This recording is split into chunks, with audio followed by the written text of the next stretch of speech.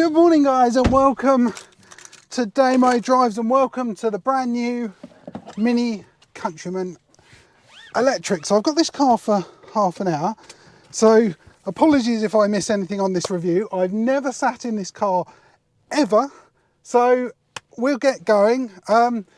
We'll explore this car together. Below this rather dominant circular OLED screen, this looks incredible, harks back to the original Minis, and in fact it's the first car I think is with a circular display, so it looks pretty cool.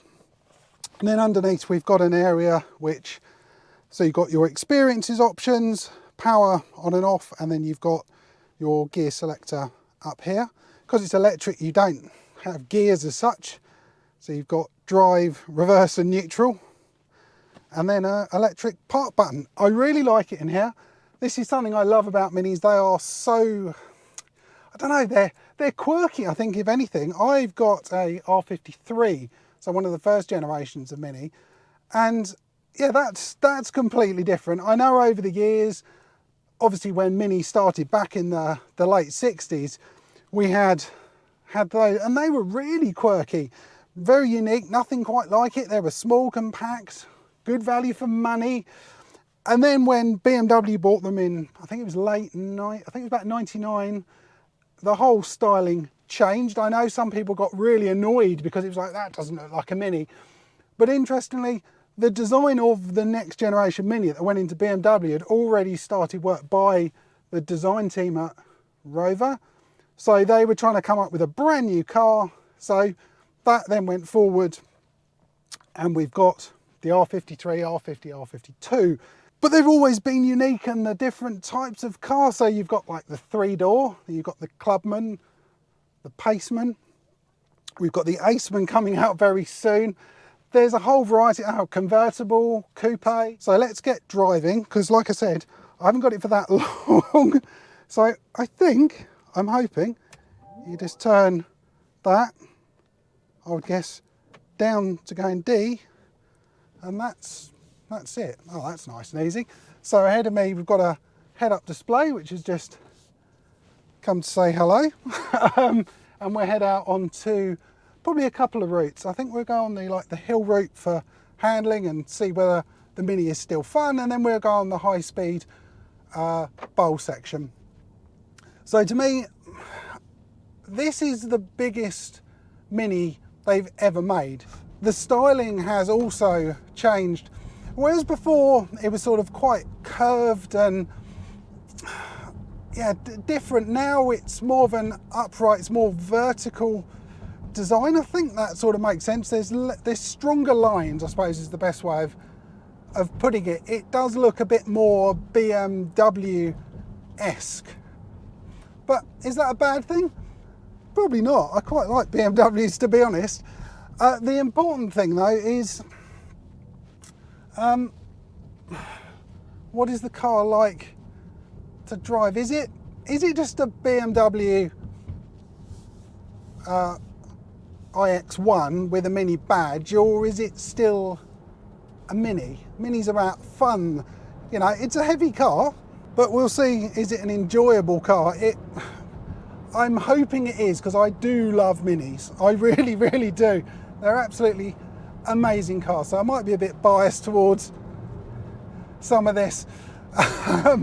So this particular model is the SE. So it's the more powerful trim, all-wheel drive, 313 brake horsepower, nearly 500 newton meters of torque, 60, I think it's 5.6 seconds. And for such a big car, that's pretty lively. I mean, you can put your foot down and that just pulls. That's obviously the electric side of this car.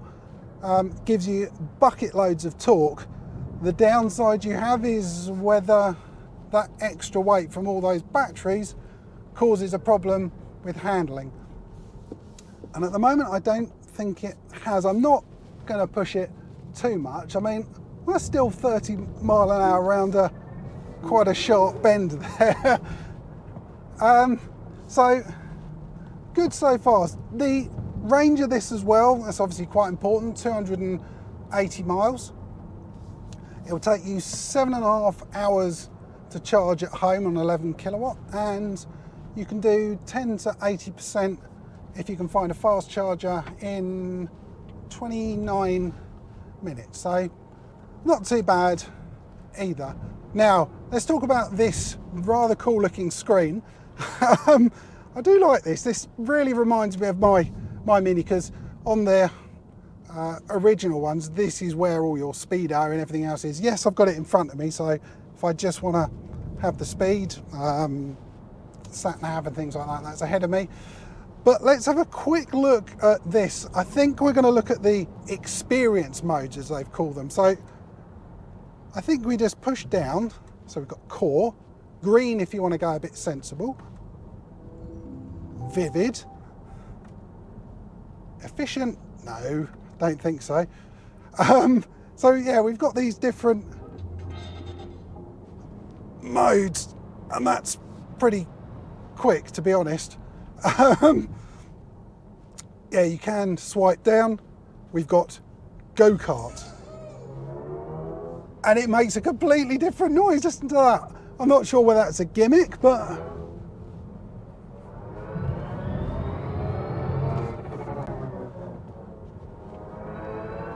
that's different. I'm not sure what I think about it. I'm glad it's not fake petrol noises, because that, I've never been a massive fan of trying to pretend something you're not. This is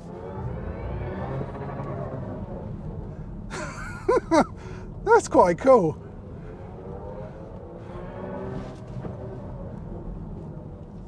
I like that. It's got that Mini feel.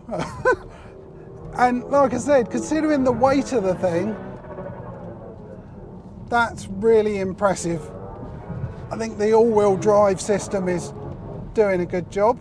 I don't know, what do you guys think of the fake noises? Is that a good thing or not? Would you turn it off?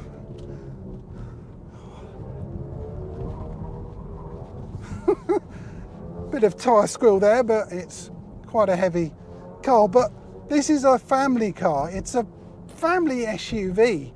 So if you're growing, obviously as a family, you're used to you know, having maybe a 3-door coupe. You've come up with those, and JCWs, and you start a family, or you want more room, more practicality. You know, you want to maybe stick with the Mini brand, and that's what this is about. It's the largest one, as I said. They do. Coming along very soon, we've got the Aceman, which is going to sit just below this in size. I don't know much about it, so that's going to be quite interesting once that car does come out, and hopefully I'll be able to have a drive of that. But it is nice in here. Good size steering wheel, maybe a little bit chunky here. But it feels very, very different, the steering wheel in here. We've got lots of fabric all around the vehicle, and we've got this like little strap between the steering wheel, which again it's quirky. It's Mini, I suppose, at the end of the day, and the fact we've got all these recycled materials everywhere. It's a completely vegan car, so they're looking after the environment. It's probably the ultimate in environmental consideration, this car. It's electric. I know there's going to be a whole debate about electric batteries and lithium ion and mining and all those sort of things, but that obviously isn't good. But battery tech is going to get better and better, but they've tried to do as much as they can. Manufacturers have been forced partly into going electric. You know, the governments have come up with these new rules that they can't sell petrol cars after 2035. So let's push on a bit more. Yeah, this is quite lively. I've got a Porsche behind me. There's a Lotus Evira in front of me. Hopefully I can.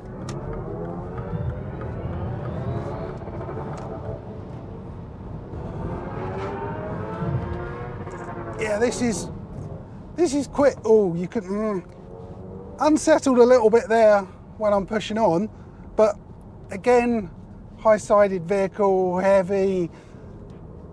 But you're not going to be driving around like this, not with the family in the back. I think someone would be very angry. I know if I drove like this with my wife in the car, I may be divorced quite quickly. You may take it on track, but it doesn't feel like that sort of car.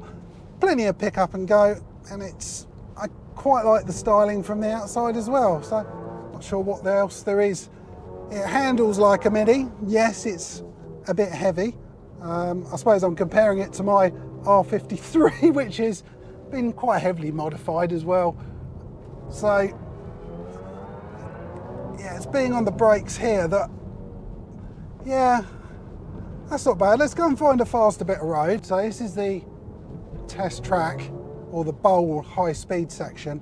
So a bit more motorway speeds, and we'll see how we get on. Sort of wind noise, the sort of very boring things. So let's accelerate out. So we're up to motorway speeds. That was pretty quick. So wind noise.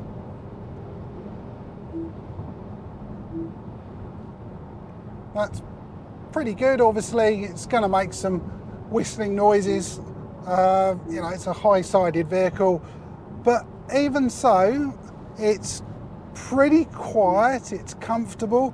So let's do obviously you're not going to do it on the public roads, but we're doing 70. We'll do 70 to 100. So ready? 70, 80, 90. That's 100. Yeah, that picks up quite nicely.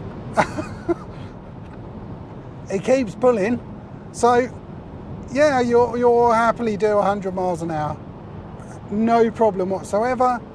We've got Gelia quadrifoglio there, very nice.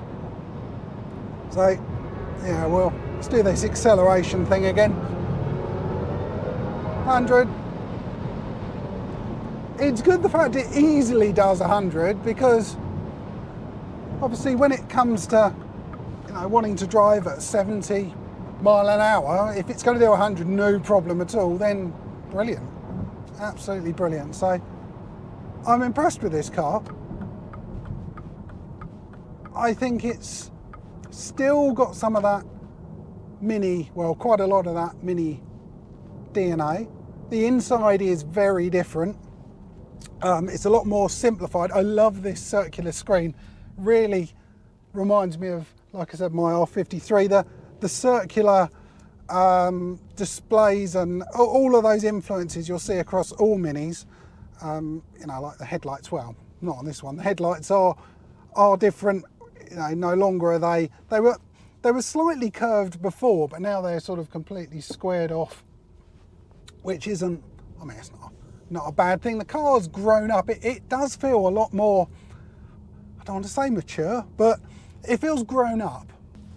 It's nice. There's plenty of room in the back. There's a big boot. So if you've got your 2.4 family or kids and dogs and whatever, and just want a bit more room, this car's really good. It's a really, really good option. I'm going to be biased because I love Mini, but it's good. The only issue for me, I enjoyed the way it drives.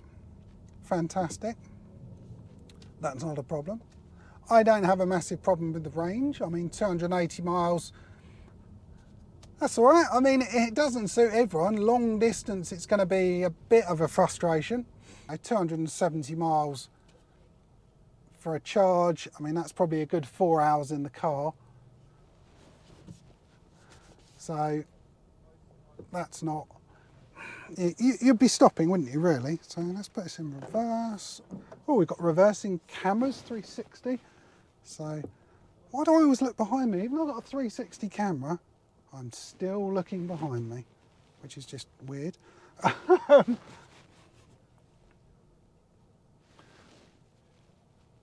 go, so we're at park up. So I'm going to carry on having a slight chat. So let's put this in neutral. Let's put the parking brake on. So Yeah, as I was saying, the charging issues you've got, if you can charge at home, that's fantastic. If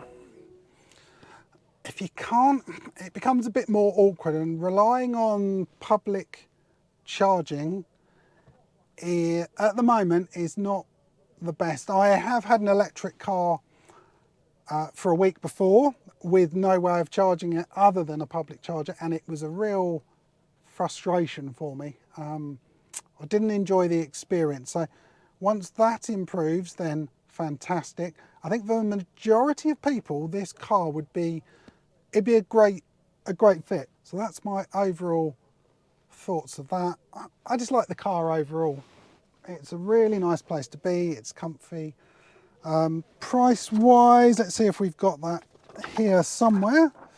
So this one is 46,600 as a base. Oh, it's got quite a few extras on here, £9,175 worth of extras, giving us a grand total of £55,774. Didn't know the price was that much. Maybe that's changing my opinion slightly. There's a lot of stuff on here though, an awful lot of stuff. 55,000 for a Mini? I suppose you'd be buying it on monthlies. I'm not sure. £55,000. Cars are expensive. Don't know. I think if I could afford it, maybe, I don't know. I'm in two minds. I love the car, love the way it drives, I love the look of it. It's just that price is a bit scary, and the fact I can't charge it. So I'm really sitting on the fence with this one. I don't know what you guys think. Put in the comments down below. But anyway, thanks for watching this pretty short video. We've had a quick look around. Anyway, if you've enjoyed it, please give me a thumbs up. Comments are always welcome, and remember to click on the subscribe button. Thanks for watching.